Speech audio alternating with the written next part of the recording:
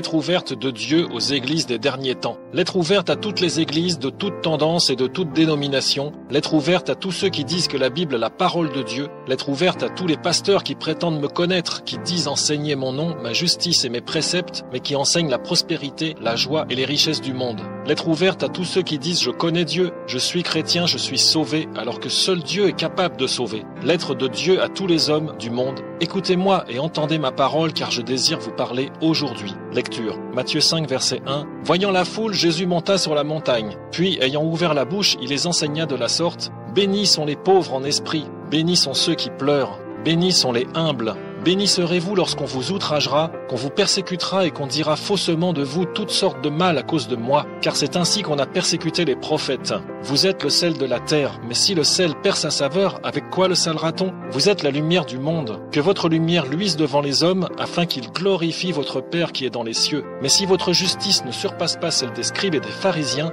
vous n'entrerez pas dans le royaume des cieux. Celui qui dira à son frère insensé sera puni par le feu de la géhenne. Éphésiens 5, verset 29. Dieu dit, le Seigneur entretient l'Église car nous sommes les membres de son corps. Matthieu 5, verset 29. Dieu dit au Seigneur, si ton œil droit est pour toi une occasion de chute, arrache-le et jette-le loin de toi. Si ta main droite est pour toi une occasion de chute, coupe-la et jette-la loin de toi, car il est avantageux pour toi que ton corps entier ne soit pas jeté dans la géhenne. Soyez donc parfaits comme votre Père qui est dans les cieux est parfait. Matthieu 6, verset 1. Gardez-vous de pratiquer votre justice devant les hommes. Ne faites pas comme font les insensés dans les synagogues. Je vous le dis en vérité, ils reçoivent leur récompense. Ne sois pas comme les hypocrites, car ils aiment à prier en se tenant debout dans les synagogues pour être vus des hommes. Je vous le dis en vérité, ils reçoivent leur récompense. Ne multipliez pas de vaines paroles comme font les gentils, car ils imaginent qu'à force de paroles, ils seront exaucés. Ne leur ressemble donc pas. Ne vous amassez pas des trésors sur la terre, mais amassez-vous des trésors dans le ciel. Nul ne peut servir de maître.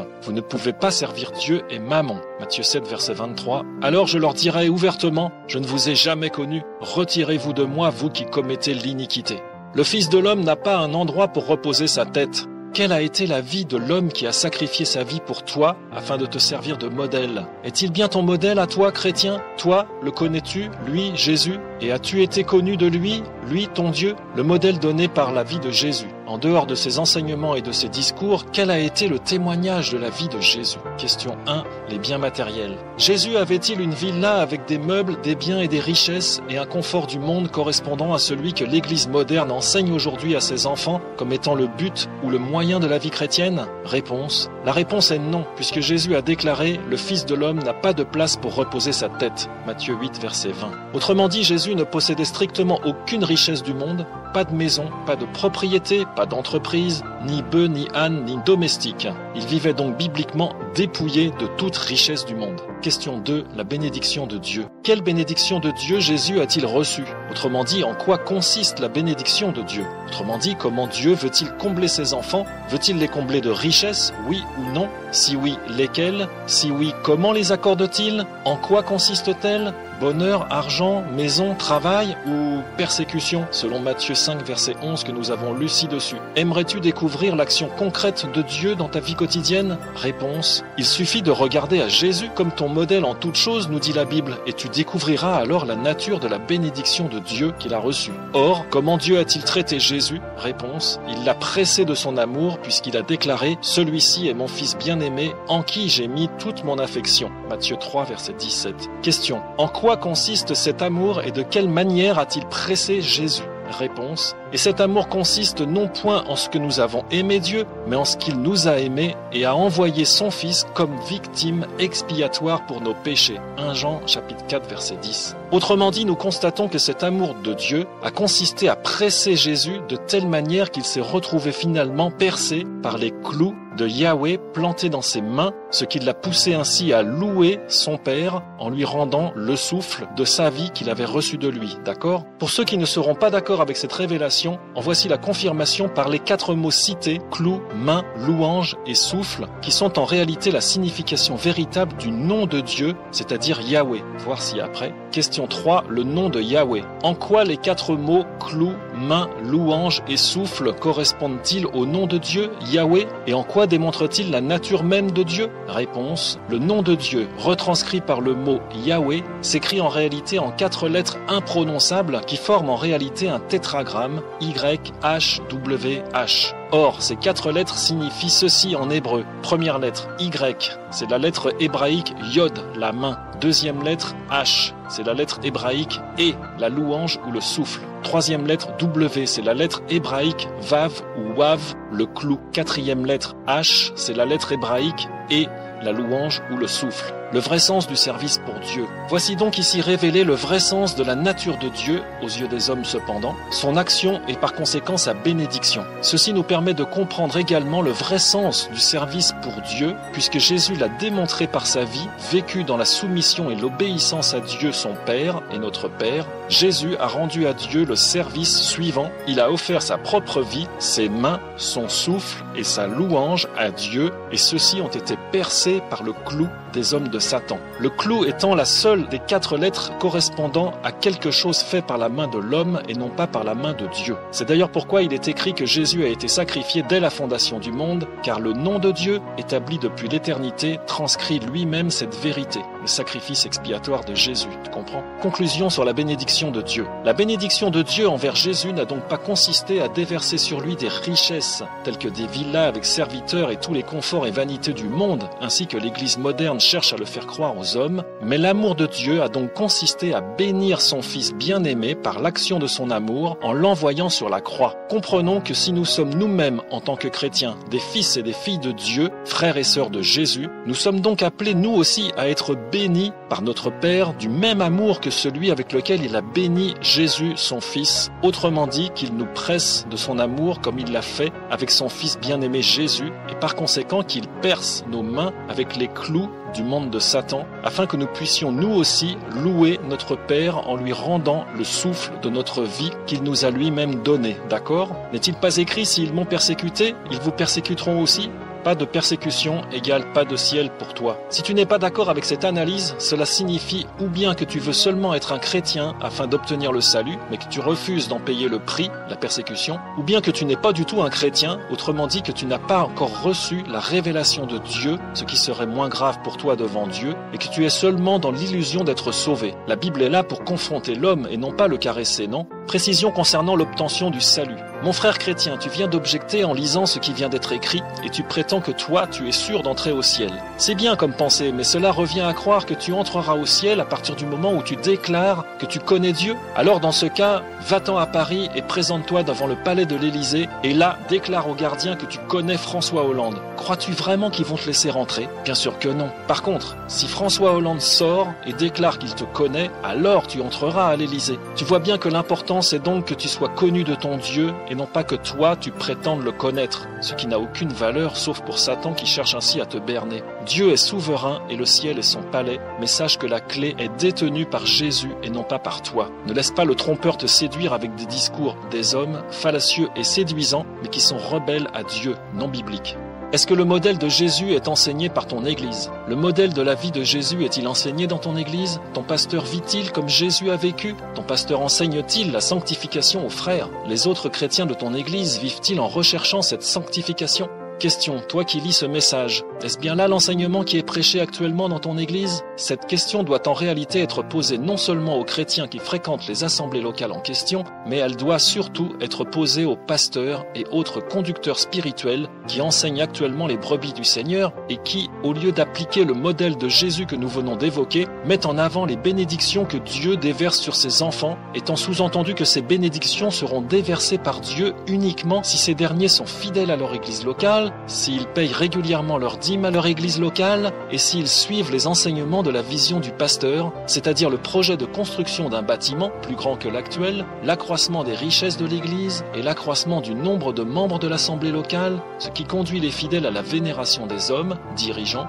de leur église locale et non plus de Jésus, comme s'ils étaient des petits dieux, exactement à l'image et selon le modèle pourtant tant décrié par ailleurs, et même par eux, de l'église catholique romaine. À noter d'ailleurs que l'Église moderne pactise de plus en plus avec les catholiques en question. Cet enseignement moderne est donc totalement contraire à la Bible. Alors quel est donc le vrai visage de ton Église locale? Toi le chrétien et toi le pasteur, reconnais-le devant Dieu et non pas devant moi. Discerner et reconnaître l'évangile abominable des églises modernes. L'évangile de Babylone la Grande, l'évangile de la prostitution avec le monde, l'évangile de l'adultère avec les faux dieux de l'Égypte, l'évangile voluptueux et séduisant de tous les faux pasteurs qui couchent avec Mammon, comme les catholiques couchent avec Marie, le démon et non pas la mère de Jésus, et comme les protestants couchent avec leur propre nombril, le démon mon ego. Quel est le message de ton Église? Un autre évangile que celui enseigné par la Bible, la joie et les plaisirs. L'évangile enseigné dans nos églises modernes est donc clairement un évangile de la prospérité, une véritable imposture du point de vue biblique, puisqu'on recherche à t'enseigner une vie de joie et de plaisir, non biblique comme on vient de le voir, qui t'enverra directement en enfer. Ces hommes qui ne connaissent pas Dieu et qui prétendent avoir compris qui il est sont des imposteurs, car ils n'ont jamais été connus de Dieu, et ils n'ont jamais été visités par lui, et ils n'ont jamais reçu aucune révélation de sa parole. C'est pourquoi ce sont des faux pasteurs, des bergers du monde, qui sont en réalité prêts à s'enfuir à la moindre attaque du loup. Ce sont des ouvriers d'iniquité. Matthieu 7, verset 22. Plusieurs me diront en ce jour-là, Seigneur, Seigneur, n'avons-nous pas prophétisé en ton nom? N'avons-nous pas chassé les démons en ton nom? Et n'avons-nous pas fait beaucoup de miracles en ton nom? Alors je leur dirai ouvertement, je ne vous ai jamais connu. Retirez-vous de moi, vous qui commettez l'iniquité. Trouve-t-on dans la Bible le modèle enseigné dans les églises modernes? Je ne veux pas parler ici des églises catholiques, clairement égarées, ni des églises protestantes, clairement endormies, mais je veux parler des églises qui paraissent vraies, vivantes et ferventes pour Dieu. Ces églises, souvent dénominationnelles, c'est-à-dire portant des noms tels que église de ceci, cela, ou assemblée de tel ou de tel, ces églises donc enseignent aujourd'hui les fidèles à adopter une attitude chrétienne polissée, bien élevée, joyeuse, et cherchant à couvrir tout et toute chose avec le prétendu amour de Dieu, celui qui pardonne tout et tout le monde, afin de pratiquer au quotidien le culte à la joie, à la fête et au bien-être, au motif mensonger que Dieu bénira toujours tous ses enfants, joyeux de toutes sortes de bonheurs terrestres et de toutes sortes de bénédictions sonnantes et trébuchantes, maison, travail, argent, vacances et bons moments, tout cela afin de faire la fête selon Dieu. Cet enseignement est-il cohérent avec la vie et l'enseignement de Jésus? Jésus a-t-il démontré et utilisé cette attitude polissée et chrétienne que l'on t'enseigne? Pour répondre à cette question, voici quelques exemples de la vie quotidienne de Jésus. Sais-tu que les pharisiens ont été scandalisés quand ils ont entendu ce discours? Matthieu 15, verset 12. Retire-toi et va-t'en d'ici, car Hérode veut te tuer.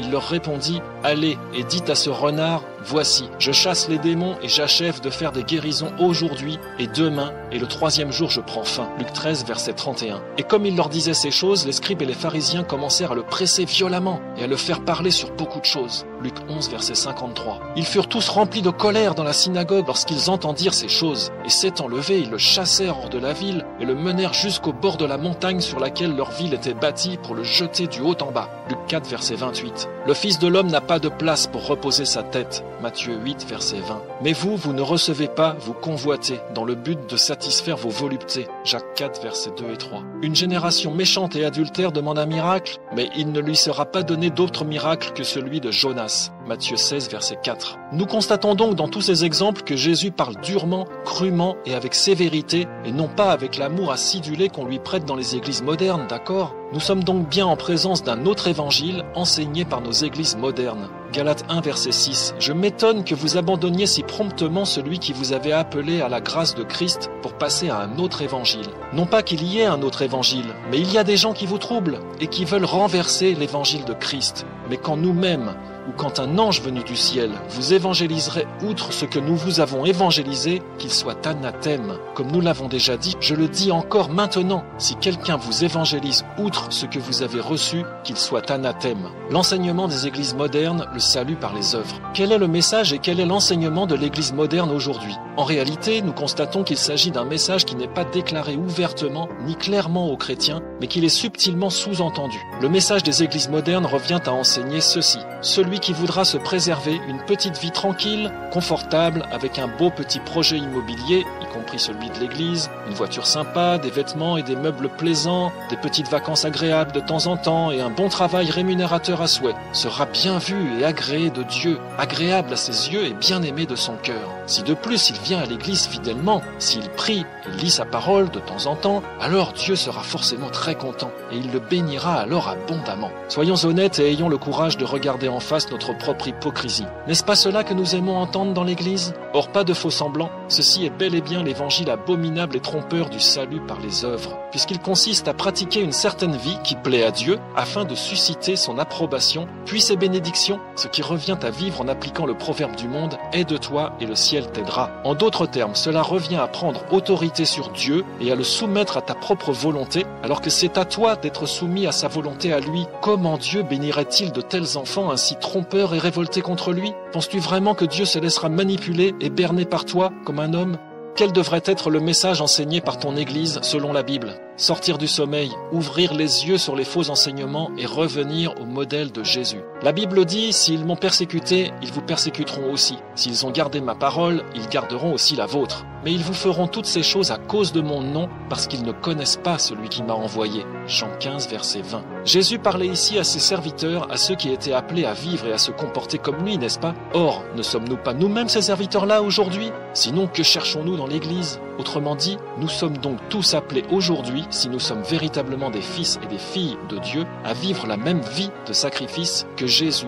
Autrement dit, à boire la même coupe que celle de sa vie, que celle qu'il a lui-même bu, c'est-à-dire vécu avant nous, et c'est en cela qu'il a montré un modèle. Cet enseignement est totalement irréfutable et biblique, et il constitue en réalité la base et le b.a.-ba de la vie chrétienne. Question, ton Église enseigne-t-elle cela? Oui ou non, toi chrétien et toi pasteur?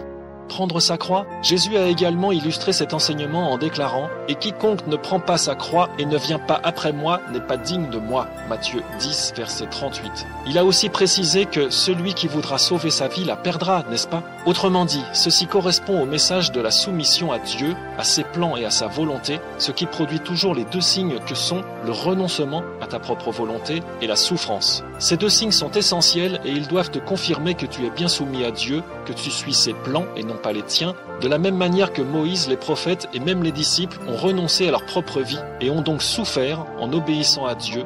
Ils ont tous renoncé à une vie paisible. Moïse a souffert en allant sortir le peuple de l'Égypte. Les prophètes ont souffert en annonçant un message de condamnation de leur propre peuple. Et les disciples ont souffert le martyre. Est-ce bien cela que tu vis? Et est-ce bien cela que ton Église enseigne? Si ce n'est pas le cas pour ta vie, reviens à Dieu et consacre-toi à son service. Si ce n'est pas le cas de ton Église, alors n'hésite pas. Confronte les frères avec la parole de Dieu. Confronte ton pasteur de la même manière. Et s'il ne t'écoute pas, alors sors de cette Église afin de sauver ton âme. Pourquoi Dieu n'a-t-il pas donné la prospérité à Jésus? Pourquoi Dieu a-t-il livré Jésus aux Juifs? Question. Si la bénédiction de Dieu était la prospérité, alors pourquoi Dieu a-t-il crucifié Jésus? Pourquoi l'a-t-il ainsi pressé de son amour au point de le faire persécuter par les Juifs et de le faire mourir, et aussi atrocement? À moins que tu crois encore que les Juifs ont tué Jésus contre la volonté de Dieu. Mais ne sais-tu pas que Dieu est tout-puissant, qu'il est au ciel et qu'il fait tout ce qu'il veut, selon le psaume 115, verset 3? Dieu a-t-il réservé une petite vie tranquille et sympa à son fils bien-aimé Jésus? Question. Pourquoi Dieu n'a-t-il pas au contraire installé Jésus dans une belle petite villa située au cœur d'un confortable quartier de Jérusalem avec piscine chauffée, de nombreux serviteurs, lui qui dispose de myriades d'anges dans le ciel, ne pouvait-il pas en envoyer quelques centaines sur la terre afin de servir Jésus le Maître convenablement, de le délecter de plats succulents comme ceux que tu aimes déguster à ton restaurant préféré du dimanche, ce dimanche qui est pour toi ton jour du Seigneur, afin de lui organiser des petites vacances bien agréables et bien méritées près du lac de Tibériade, au soleil des tropiques, dans le beau monde créé par Dieu, comme tu aimes le répéter à tes brebis du dimanche, toi pasteur.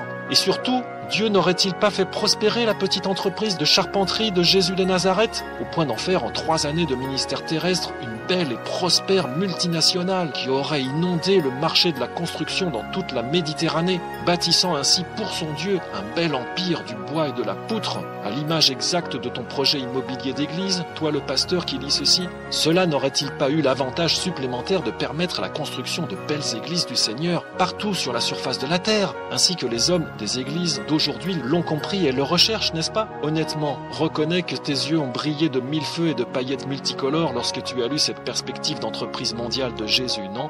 Dieu est-il moins avisé que les pasteurs d'aujourd'hui? Pourquoi Dieu n'a-t-il pas fait cela? Manquait-il à ce point d'intelligence? Tandis que les hommes d'aujourd'hui, dans leurs églises modernes, ont bien tout compris, eux qui savent et qui connaissent ce que Dieu veut et ce qu'il recherche pour son église. En vérité, mieux que Dieu lui-même, puisqu'à l'époque de Jésus, Dieu n'avait donc pas compris comment on construit l'église. En effet, tous ces pasteurs modernes, avec leur projet immobilier, leur vision qui vient de Dieu, leur sagesse qui les pousse à enseigner la joie et l'amour de l'argent, eux, ils ont compris. Eux, ils se sentent même capables d'enseigner Dieu lui-même, afin de lui démontrer et et afin de lui prouver combien leurs projets personnels sont excellents et dignes d'éloges, en vérité bien supérieurs à ceux du Seigneur, n'est-ce pas? C'est pourquoi le Seigneur sera tellement épaté par leurs résultats, tellement époustouflé par eux, qu'au dernier jour, le jour du jugement, il se lèvera lui-même de son siège, comme les hommes le font dans les stades de football, ou comme il le faisait dans l'arène des jeux du cirque de César, tellement il sera ému aux larmes par ces hommes-là, ces pasteurs modernes, tellement ils l'auront séduit et fait pleurer de joie, lui, Dieu, tellement il sera heureux de voir toutes ces belles églises et toutes ces âmes sauvées.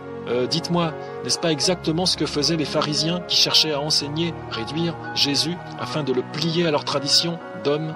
Revenir à la parole, la pénurie de l'enseignement dans l'Église, l'évangile du picorage biblique et du saupoudrage de paroles, de joie et d'amour. Des âmes sauvées? Mais de quoi? Mais au fait, d'après l'enseignement que vous donnez dans vos églises, messieurs les pasteurs, de quoi seront finalement sauvées les âmes des hommes? De la colère de Dieu? Mais de quelle colère finalement, puisque vous ne l'enseignez plus dans vos églises? Dieu a-t-il encore une colère? Si oui, laquelle? À moins qu'il soit seulement en colère contre l'église dite traditionnelle que tu méprises tant. Mais n'enseignes-tu pas dans ton église que Dieu n'est qu'amour, et rien qu'amour, compassion, miséricorde et grâce? N'enseignes-tu pas que Dieu passe son temps à s'efforcer de vouloir déverser son amour sur les hommes, sur ceux qui sont comme toi, c'est-à-dire conformes à ton enseignement à toi, pasteur? Ceux donc qui prennent plaisir à se réjouir devant Dieu, à faire la fête, à chanter et à danser, à donner leur dîme aux églises des hommes, à préparer des projets immobiliers sur la terre et à bien profiter de toutes les joies du monde. Finalement, d'après ton enseignement, de quelle colère de Dieu l'homme moderne devrait-il encore se détourner? Allô, tu m'entends? Psaume 81, verset 9. Écoute mon peuple, je te révélerai, Israël, oh si tu m'écoutais. Psaume 78, verset 1. Mon peuple, écoute ma loi. Prêtez vos oreilles aux paroles de ma bouche. Ézéchiel 3, verset 27. Mais quand je te parlerai, j'ouvrirai ta bouche et tu leur diras, ainsi parle le Seigneur Yahweh, que celui qui écoute, écoute, et que celui qui n'écoute pas, n'écoute pas, car ils sont une maison rebelle. Sortir de l'aveuglement, ouvrir les yeux sur votre propre enseignement. Ne voyez-vous pas que l'évangile que vous enseignez dans vos églises n'est pas l'évangile de Jésus-Christ? Ne voyez-vous pas que vous enseignez la prospérité, exactement comme les hommes religieux le faisaient à l'époque de Jésus? Ne voyez-vous pas que vous ne préparez pas les hommes au ciel, mais plutôt à l'enfer? N'est-il pas écrit que celui qui voudra sauver sa vie la perdra? N'est-il pas écrit, je vous le dis, ils ont leur récompense? La parabole de Lazare et de l'homme riche ne vous parle-t-elle plus? L'homme riche de cette parabole n'est-il pas finalement le modèle exact que vous enseignez implicitement aux frères dans vos prédications agréables et acidulées? Cet homme riche n'a-t-il pas vécu exactement la vie que vous prônez et que vous enseignez de nos jours aux hommes de vos églises, c'est-à-dire un évangile de la prospérité et des petits plaisirs du monde? Or cet homme qui menait belle vie et agréable existence, non seulement n'a pas été sauvé, mais n'a-t-il pas finalement supplié Abraham d'envoyer des messagers dans sa maison afin de prévenir les autres personnes de sa famille, de manière à ce que ceux-ci ne viennent pas eux aussi se perdre dans le même lieu de tourment que lui? Appel à la repentance. Comment êtes-vous aussi aveugle? La cupidité et l'orgueil vous obscurcissent-ils les yeux à ce point? Posez-vous la question. Pourquoi vous obstinez-vous autant à vouloir faire de Dieu un Père Noël? Dieu s'est-il déjà comporté comme un Père Noël avec Jésus? Oui ou non? Or, la Bible n'enseigne-t-elle pas qu'on doit ressembler à Jésus en tant qu'enfant de Dieu? Oui ou non? Dieu a-t-il changé depuis l'époque de Jésus? Oui ou non? La prospérité est-elle vraiment la bénédiction de Dieu? Oui ou non? Dieu a-t-il promis la richesse à Abraham? Ou bien lui a-t-il promis la bénédiction? La Bible n'a-t-elle pas raison lorsqu'elle déclare que vous êtes des aveugles conduisant d'autres aveugles? Paul n'a-t-il pas écrit à juste titre que l'amour de l'argent est la racine de tous les maux? 1 Timothée 6, verset 9. Mais ceux qui veulent devenir riches tombent dans la tentation, dans le piège et dans beaucoup de désirs insensés et pernicieux qui plongent les hommes dans la ruine et la perdition. Car l'amour de l'argent est la racine de tous les maux. Et quelques-uns, en étant possédés, se sont détournés de la foi et se sont jetés eux-mêmes dans bien des tourments. Mais toi, homme de Dieu, fuis ces choses et recherche la justice, la piété, la foi, la charité, la patience, la douceur. Combat le bon combat de la foi, saisis la vie éternelle à laquelle aussi tu as été appelé. Entendez maintenant parler votre Dieu. Dieu dit, crie, la sentinelle, crie, qui entendra? Pour ma part, je n'ai pas été envoyé vers vous afin de vous convaincre, mais je suis envoyé vers vous afin de vous avertir, et l'avertissement, le voici. Si vous continuez à vous conduire de la même manière qu'aujourd'hui, si vous continuez à enseigner aux hommes un autre évangile que le mien, dit Dieu, si vous continuez à tordre ma parole et à enseigner la prospérité à mes enfants, au lieu de les enseigner à ressembler à Jésus, mon fils bien-aimé, si vous continuez à bafouer mon autorité, à me résister, à m'humilier et à traîner dans la boue ma gloire comme en vérité vous le faites actuellement, alors je vous déclare que vous allez mourir. Ma parole enseigne ces choses. Vous connaissez ma parole qui déclare déjà ces choses. Vous connaissez les passages dans lesquels je prononce des paroles semblables. Si vous n'écoutez pas mes paroles, vous périrez, vous périrez. Alors pourquoi n'écoutez-vous pas? Posez-vous la question, quel est l'esprit qui vous pousse à me résister, à me désobéir, à braver mon autorité et à me défier de cette manière? Pensez-vous vraiment que ce soit l'Esprit de Dieu qui vous pousse à vous conduire de cette manière, c'est-à-dire à persister dans une attitude contraire à la parole de Dieu, la Bible, que vous prétendez connaître, aimer et respecter? Mais en quoi la respectez-vous? Vous périrez si vous ne vous repentez pas. Quand je déclare que vous périrez, vous périrez. Moi, Dieu, je ne suis pas un homme et je ne parle pas comme un homme. Je parle seulement à la manière des hommes afin que les hommes puissent m'entendre et me comprendre. Parce que si vous saviez qui je suis, vous sauriez que si je commence à parler à ma manière à moi, alors vous périrez tous avant même d'avoir pu entendre le premier son audible dans vos oreilles. Ne savez-vous pas, homme de peu de foi, que la terre est mon marchepied et que les cieux et les cieux des cieux ne peuvent me contenir? Nous sommes arrivés au dernier temps prophétique. L'horloge de Dieu, mon horloge, va sonner minuit dans quelques secondes et le temps de ma patience va s'arrêter. Au cas où vous n'auriez pas encore compris ce que je viens de prononcer, je vais vous le redire autrement. Je vais vous frapper. Le châtiment est déjà préparé, selon Ésaïe, et il est dans ma main, prêt à fondre sur vous. Je suis Dieu, je suis votre Père, mais pour l'instant vous n'êtes pas mes enfants. Repentez-vous car je suis en colère, et ma justice ne tardera pas à fondre sur les hommes révoltés de la terre. Maintenant je parle à mon serviteur, toi qui viens d'entendre ces paroles, écris cette parole et inscris-la de manière qu'on puisse la lire couramment. Habacuc 2, verset 2. Vous entendrez ou pas ce message, ce n'est pas mon problème mais le vôtre. Le sommeil des vierges et des saints, l'assoupissement des enfants de Yahweh pendant la nuit, le temps d'entendre sonner le chauffard, l'heure de sortir du sommeil et de se précipiter vers l'époux. La plupart des églises de ce siècle sont endormies. Beaucoup n'entendront pas le présent message. Beaucoup dorment, et nombreux sont ceux qui s'endormiront même pendant la diffusion de ce message. Mais aux autres, Dieu dit ceci. Écoutez bien, réveillez-vous, car je ne parlerai plus guère après ces temps-ci. Ma parole dit, je viens bientôt. Je vous le dis, ce temps est maintenant. Entendez et préparez-vous maintenant. Yahweh, le juste juge, revient pour juger. Psaume 50. À celui qui veille sur sa voie, je lui montrerai le salut de Dieu. Le Dieu puissant, Dieu, Yahweh, a parlé et il a appelé toute la terre depuis le soleil levant jusqu'au soleil couchant. De Sion, Dieu a fait luire sa splendeur qui est d'une beauté parfaite. Notre Dieu viendra, il ne se taira point, il y aura devant lui un feu dévorant et tout autour de lui une grosse tempête. Il appellera les cieux d'en haut et la terre pour juger son peuple en disant « Rassemblez-moi mes bien-aimés qui ont traité alliance avec moi par le sacrifice. » Les cieux aussi annonceront sa justice parce que Dieu est le juge. Écoute, ô mon peuple, et je parlerai. Entends, Israël, et je t'avertirai.